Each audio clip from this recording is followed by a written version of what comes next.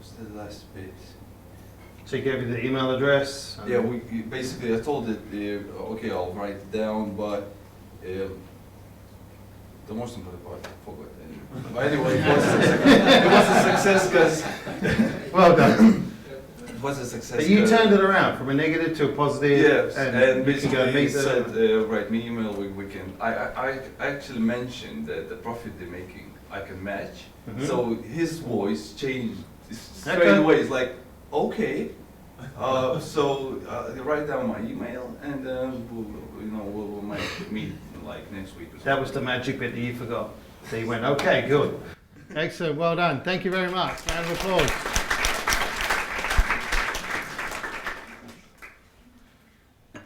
Now, beginners, as all of you were who have made Dev's calls, you have the hardest time because you're not sure on how you're going to react to when they say, no, we don't deal with that.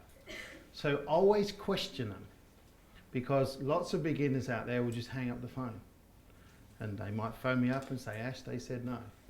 Okay, give me the number, I'll call them.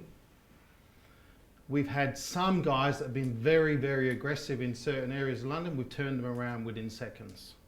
Would you like to know that? Yeah. Sure? Yeah. Okay, we'll cover that a bit later. Anyone else want to share their story? Their phone calls? One more? No? Can I ask, how many people didn't make a call in that session? Show of hands. High? Keep them high? Okay. Thank you. I need to ask you why you didn't make that call. You can answer yourself. I'm just going to say, you need to ask yourself why you didn't make that call. This session is about teaching you how to get out of your comfort zone, to go through a call, and for you to experience what the agent may or may not say. Some of you might have had some fear. Show of hands, had some fear that you might have actually made the call? Great. Good. One or two people being honest. Really, the anagram fear, anyone want to know what the anagram for fear means? Fuck everything and run. Sorry? Fuck everything in the world? You've got to repeat that one.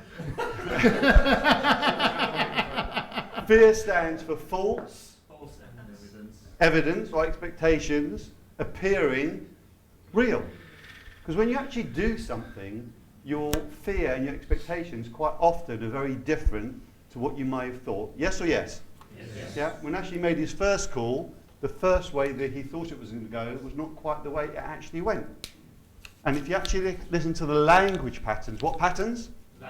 Language. He turned somebody who was very negative right at the outset, it was like, fuck off, right? Right at the outset, she just wasn't interested.